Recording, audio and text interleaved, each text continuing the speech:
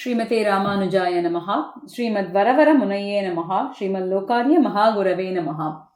Angan Manyalat, the 22nd Pasuram of Thiruppāvai. In this Pasuram, Āṇḍāḻ requests Krishna to bestow his kataksham, his glance on them. Āṇḍāḻ here states that she came with her friends and they came to surrender to Krishna like the mighty kings of this big and beautiful world. And these kings, they shed their ego and come and fall at Emperuman's lotus feet. In this context, Bhattar was asked the question about shedding arrogance and ego. And his response and the ensuing conversation is given as an Ithihyam. In the Vedantas, it is mentioned that even Brahma and the other devatas have to perform a lot of penance for a very long time and have to worship Sriman Narayana for 7 births. Only after that they get to reach Emperuman.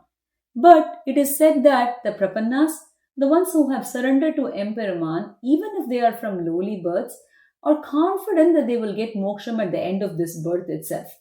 When it is said that even Brahma has to work hard and go through many births, how can it be appropriate and how can we reconcile that a Prapanna who has surrendered does not have to do anything to get the same result of Moksham, and that too in that same birth itself? This question was asked by Nanjiyar to Parasara Bhattar.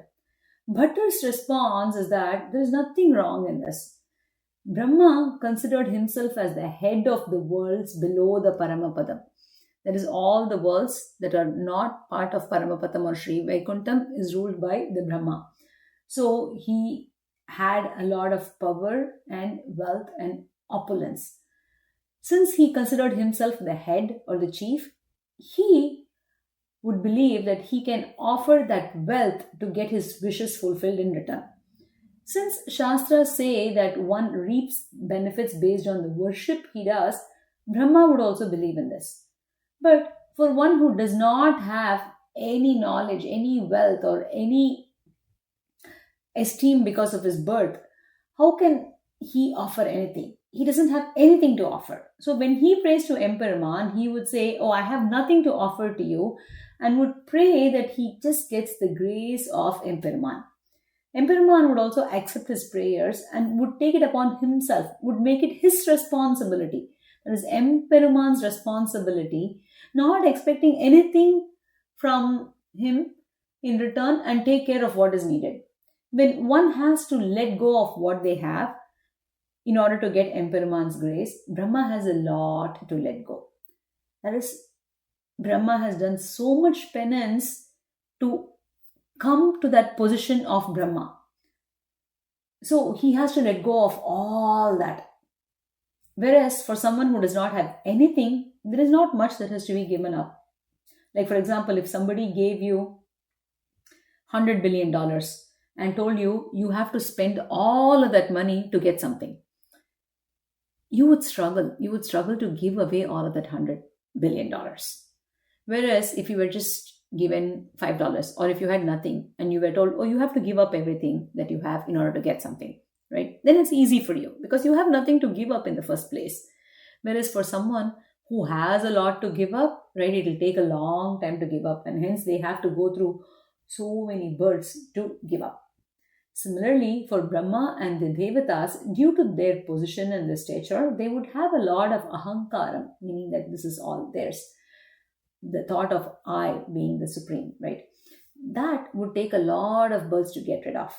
Whereas for the layman, since he does not have much, the ahankara is not as much, since they don't have much to begin with and are fully dependent on Emperuman anyway. So for them, just this birth is sufficient to attain moksha. Parasara Bhattar uses logic here to explain this deep sampradaya concept. The next Ithihyam for this Pasuram is on the phrase Tingalum Adityanum Ezhundar Pol Anganirandum Kondi Engal Mel Nokkudiyel. Here, Āṇḍāḻ describes Emperuman's eyes as Tingalum Adityanum. Tingal means the cooling moon and Adityan means the scorching sun. Emperuman's eyes are like the sun that scorches the enemies of his devotees. Now, can you even imagine getting closer to sun? Even in summer, we feel so hot, isn't it? Whereas, if we try to approach the sun as we get closer, it's said that the equator, the countries near the equator, are very, very hot because of the distance to the sun. Like, even for us living in this world, if it can make that much of a difference as to whether you live closer to the equator or away from the equator, and the relative distance between the sun and where we live, if that can make that much of a difference, then imagine even getting closer to sun. It's impossible, isn't it? So here the question asked to Parasara Bhattar is, Āṇḍāḻ describes Emperuman's eyes as the sun that scorches, and also the moon that cools. Tingal means the moon. So how can the scorching sun and the cooling moon's glances be offered at once? Because Āṇḍāḻ asks for Tingalum Adittanum Ezhundar Pol Angan Irandum Kondu. She does not say, oh, just bestow your glance upon us like that of the cool moon. She says, Angan Irandum Kondi Engal Mel Nokudiyet. With both your eyes, please glance at us and bestow grace upon us.